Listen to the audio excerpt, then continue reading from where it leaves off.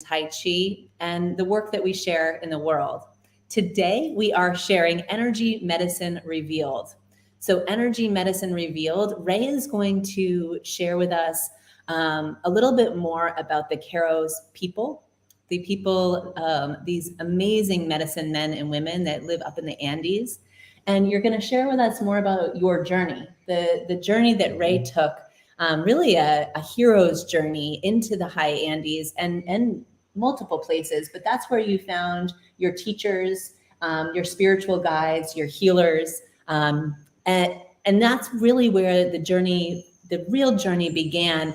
And this is a journey of becoming an apprentice to multiple elders, multiple shamans, multiple lineages. But today you're going to share mostly about the Keros, Francisco, exactly. Don Francisco, Don Sebastian. Good morning. Good morning. And as Ray became an apprentice of these amazing men and women, he was asked to create the Jaguar Path School of Yoga and Shamanism. So as we share the work in the Jaguar Path, we offer retreats and trainings and workshops and all sorts of wonderful teachings that we just are passionate and love. As we do that, we have the shamans join us. So they're right by our side. They continue to encourage us to share this work with as many people as we can. Good morning. It's so good to see everybody. And as Ray opened the Jaguar Path, this was really kind of a mirror. And I think of Machu Picchu and Machu Picchu is like this smaller version, but the same code, the same imprint. Because in the Jaguar Path, we teach the serpent, the jaguar, and the condor, which is this trilogy, this Inca trilogy. And as we move through the trilogy, we really also kind of mirror your path, your journey of healing. Absolutely. Yeah. I want to say before Ray dives in, because I know once you do, it's just going to be so much heart and so much affection and reverence for these people that have not only transformed your lives, but through you have transformed hundreds and thousands of lives. Really the work that Ray and the elders are doing, and that I've been able to be initiated in as Ray's wife and as a healer myself, initiated by the elders for the past 5 years, really deeply connecting with these teachings. We offer a training. So today we're going to kind of all get a chance to sit back and listen to Ray talk and share. But when we launch the training November 19th and 20th, which if you're interested to learn more, next Saturday, because we're doing Shaman's View weekly at 9 a.m. Eastern time. Next Saturday, we're going to be answering questions. So if you have any questions about the training, please type them into the chat or feel free to send them to evolve@jaguarpath.com. Because here we get to share, and you're hearing Ray and I talk, and we do have a little interaction with the comments that come in. But next week, we're going to specifically address questions about the training where we take it to action, where we share the teachings, where we share the practices, where we allow you to engage in this modern day. And as Ray opened the school, it's been very clear, and the shamans have named you the bridge between this ancient wisdom and the modern world, and in a way that it can directly influence you, because these are codes. These are different, if I will say, programs, different structures of the ways of thinking and the ways of moving through life. So we'll be cultivating our energy. We'll be working with energy tools and the energy medicine that has been around for thousands of years in the shaman villages and the Kero villages high in the Andes. We bring it right into your living room, or your office or your studio, wherever you choose to log on. So thank you, Ray. Would you mind sharing? I would love I know, to share. and I just feel like there's so much. Thank you. Good morning. Welcome. I'm seeing these beautiful, I would like to say that through my travels in Peru, I traveled through the Andes, through the Sacred Valley, and into the jungles of Peru, especially the southern part of Peru, the jungles close to the borders of Bolivia. I've had several teachers and several different lineages, which means different, if you want, modalities or approaches to how to heal, how to allow for a person to come in balance. So I'd like to start with Don Francisco. Definitely Don Francisco. I started out my journey looking to find these men and women of power, what I thought of some like otherworldly power, like superhumans. And to my great amazement, to my great surprise, I found, and through my great training, uh, I realized that one of the most important powers of healing that exists and that we all have, which I know, and I believe I know we're all shamans, is the power of affection. Affection, affection, affection. Allow affection to be in you, allow affection to flow through you, allow affection to reach others. Affection is the highest healing form and what we all need. Mm. So the Keros are people who invite us to come back to another way. May that be from affection to essentially to pause. They teach us how to pause and begin to take care of ourselves, to begin to bring that camera inward. We're all fascinated by this world outside of us. We all look at all these beautiful things that exist, and from nature to technology. Uh, and we're all living in the place, especially in the Western world, for those of you who are with us from Europe or the States, it's that we live in a place where we've created a very busy life. And we live a lot in our heads and we're really just going, going, going. The shamans teach us to pause, to realize that we're really walking on earth, maybe in the Andes or New York City. We're still walking on this beautiful planet. And this beautiful planet is a gift? No, it's beyond a gift. It's our mother. We get the gift of life that Mother Earth gives us. Mm-hmm. And they teach us these ways of returning back and to elemental ways. And that doesn't mean basic, but it means to the essence, to the essential ways of what is the earth, the rivers, the green, the animals, this whole world that lives around us that we have forgotten, that we have whole of nature, that we have basically more and more pulled away from, distance ourselves from. So when we look at anxiety and stress, when we look at diseases that come from anxiety and stress, that when we look at people that don't have enough time for themselves or feel that there is not enough time to heal, or they don't have enough time to support or a support group, that's all a result. The biggest part of this is a result of us being cutting off ourselves from nature. And what that means is we cut ourselves off from our own nature, and that leads to imbalances. From the witch hunt in the Middle Ages to the Industrial Revolution, we've had these steps of moving further and further away from nature. And talking of which, these amazing people, the Pacos, the Queros, bring us back a language and bring us back traditions and ways that were established before the Dark Ages, that were established before the Spanish Inquisition. And actually, when the Spaniards arrived in the Sacred Valley and the Queros, the Inca shamans, saw them, they knew that these people meant the end of an era. They knew that these people in this armor and this insane behavior were there to destroy what was most valuable. So they took off and lived up, created the villages, the Quero villages, 6 to 8 villages at 16 to 18,000 feet. They've lived there until the 60s. They started coming down in the 60s. They've come down now, if you want, in essence, to share with us these ways. The healing tools that I have learned not only helped me heal from cancer, as I really ventured into Peru to find shamans after a major surgery for cancer at the National Institute of Health.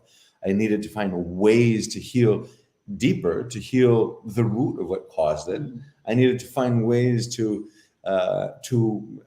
live and be in order not to go back to who I was before and live and die and not be. Mhm. Right?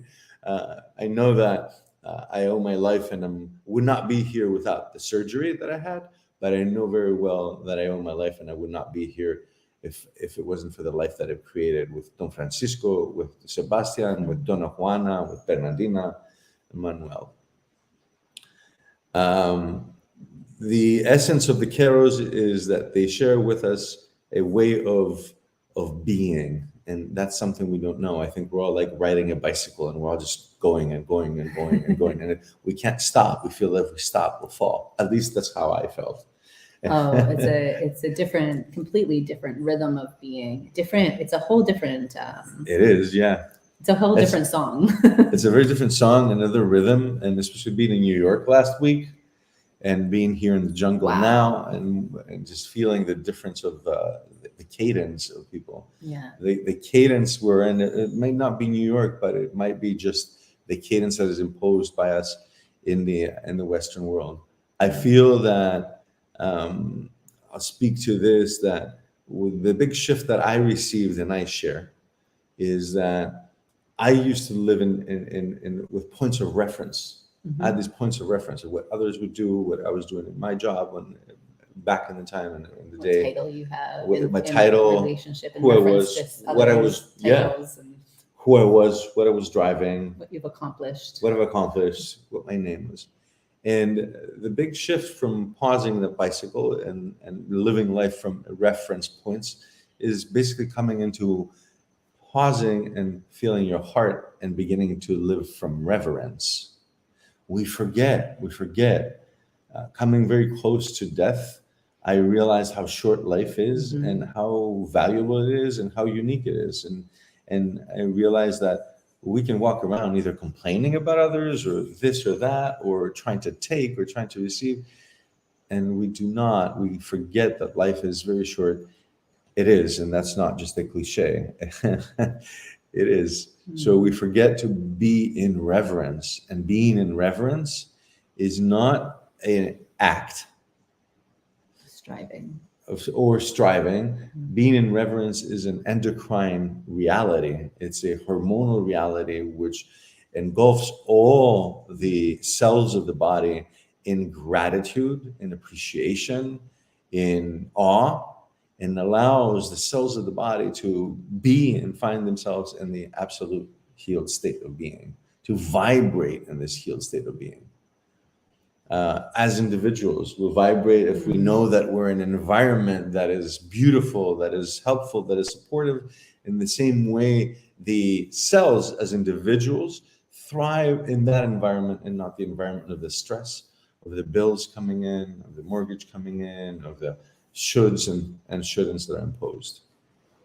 Well, as you're saying that, I'm just like feeling the presence of any of the elders, any of the Karo elders, or even just the people in the village, in the way, the structure of their families and their communities, and the way everything's set up, the belief systems. I just feel into that endocrine identity that you were just referring to, and just being in the presence of any of them just is like this, like a relief, a feeling of relief, because they don't have these structures in place of have-tos. They don't have any reference to scarcity mindset of time or money.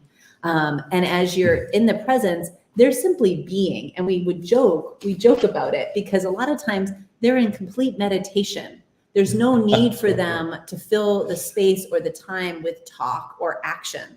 They're just completely content to just sit and be, or to just get up and walk outside and stand by a tree and just be. No concern for when the next meal is coming, no concern for any of it, because they completely trust and have relinquished and surrendered fully to knowing that Mother Earth is taking care of them. And of course, they follow through with action. They're some of the hardest workers. They have this ability to relax into being, but they're constantly in motion as they're in meditation. It's like this moving meditation, and that's of course Tai Chi. In slow motion. And They never hurry. There's not a rushing. There's not a hurry, and I feel like that's I think of you from your fashion photography days of living in Athens in this fast pace before digital, where you were zipping down the roads trying to get, film developed and meet these mega deadlines. And then to be all of a sudden kind of flash into the jungles of Peru and be up in the high Andes and the Sacred Valley and it's a whole nother world. It's a whole nother world, and it offers another way of being. Mm-hmm. And that's the gift that they are asking us to share. And I say it's a gift, but it's really our birthright. These are ways of being for humanity.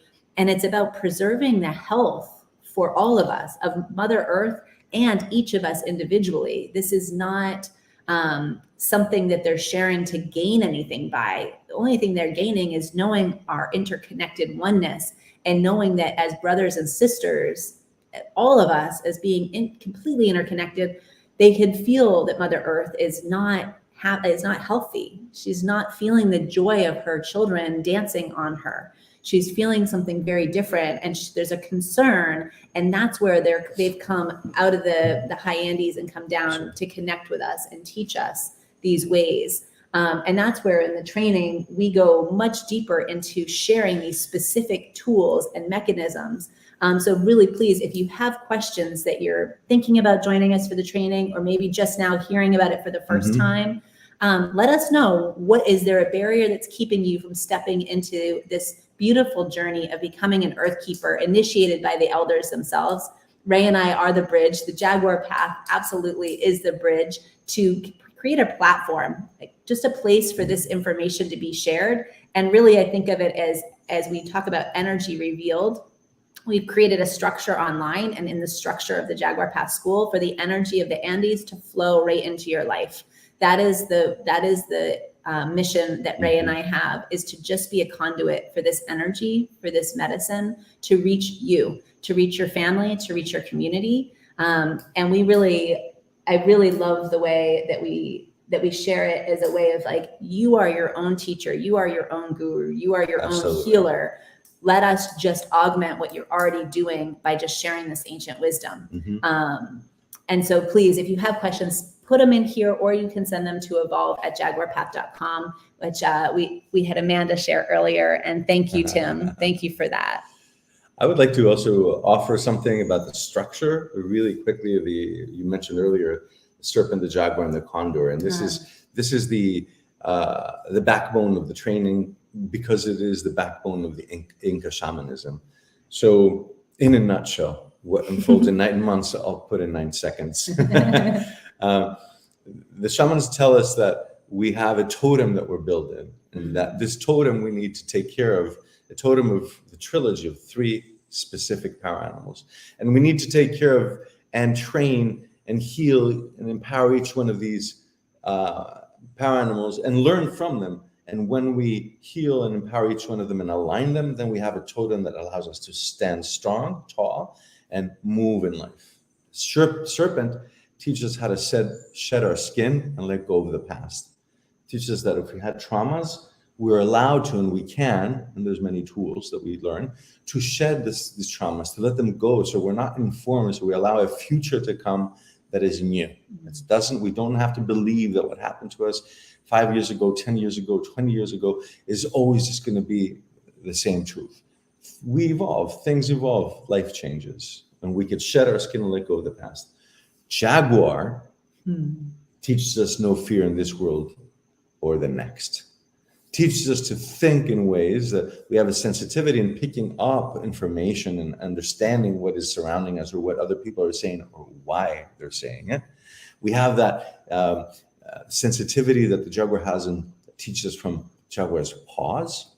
But then also we have the direction and ability to engage fully in life and make things happen in life with the power that the Jaguar teaches us, that power that has in its cause.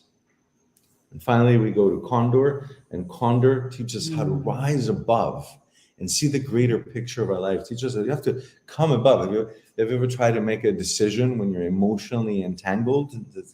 How did that go? When we rise above, when we are able to cultivate that ability to take a step back up, or 10 steps up, and we see the bigger picture, much more clarity, and from there we make better informed decisions. My big, and I'll close here because I'll talk for 9 months. My big discovery and my big aha when I first heard about the serpent, the jaguar, and the condor is like, oh God, these guys from this mountain of the Andes are talking about the same thing that the yogis are talking about in Tibet and Kailash, and they're talking about the same thing that the Chinese Taoists are talking about in the mountain of Tai in China, about the body and how we could shed and let go of trauma and release it from the body, from the nervous system and the meridian system. About the mind, we could change the way we think and not think through reference and through the collective consciousness, because our thoughts are really not our thoughts. Think about it. They are the collective consciousness thoughts. So we begin to think differently than collective consciousness. Like a lone jaguar, we more begin to find we can roam and be. And the spirit, that is the condor that flies wing to wing with the great one. Mind, body, mind, and spirit. And through cultivating body, mind, and spirit, just like yoga, shamanism, tai chi, teach us methods to really awaken from the illusion of the belief systems and move into a cosmology that really allows us to thrive in life. Thank you so much, Ray. This is such an honor to share the shaman's view with you. Thank you. Thank you, everybody. Thank you. Nina, and thank you, everybody, for being here today. We will be live again next Saturday at 9 a.m. Eastern Time, and we look forward to sharing more with you all. Thank you, all of you. Thank you. Seeing new members of our community and alumni, graduates, so awesome to have you all with us. And enjoy the rest of this beautiful weekend, and we will see you next Saturday for the Shamans Live. Thank you all.